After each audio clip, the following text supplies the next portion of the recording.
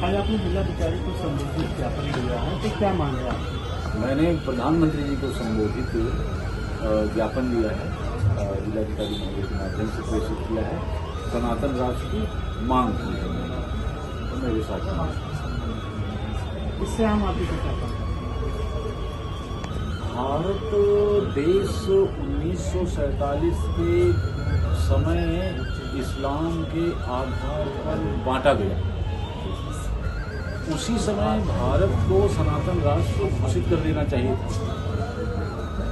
जिन कारणों से भी नहीं हुआ हो, आज आप जो परिस्थितियां देखते हैं भारत की, सांप्रदायिक तमाम प्रकार के विवाद को लेकर के, उन्हें रोकने का यही एक तरीका है।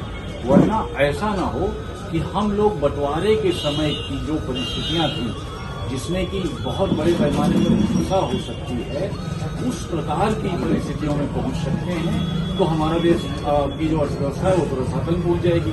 और वो अगर पहुंचेगी तो उसके दुष्परिणाम आप कोई भी समझदार समझ सकता है क्या होगा।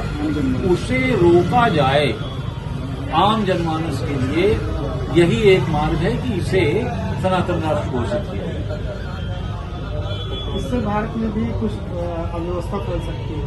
नहीं, सनातन राष्ट्र नहीं घोषित हो रहा है जब तक, तब तक तो अव्यवस्था बराबर फैली हुई है। और वो जो संभावनाएं दिख रही हैं आगे चल के, इस्लाम विचार के मानने वाले जो उनके झंडा बरदार हैं, वो जिस प्रकार से भारत की मोहम्मदन को प्रेरित या दुष्प्रेरित कर रहे हैं, मान लीजिए उनमें से 1% दुष्प्रेरित हो जाए, पूरे प्रभाव में आ जाए और उसी तरह जिहाद करने के लिए उतर पड़े, जैसे कि ताजा घटनाक्रम लालकोट लाल किला गौरीशंकर मंदिर के पास का है वहां का, तो इसी 9-10 दिसंबर का घटना होता वो, तो उस तरह की घटनाएं और जो भारत में और बहुत सारी घटी हैं, या बंटवारे के जो 1-2 साल पीछे से घट रही हैं, उस तरह की अगर अब शुरू हो जाएंगी तो फिर पूरे देश के एक श्रमिक को भी उसकी बहुत बड़ी हानि उठानी पड़ेगी। और जिसका मुख्य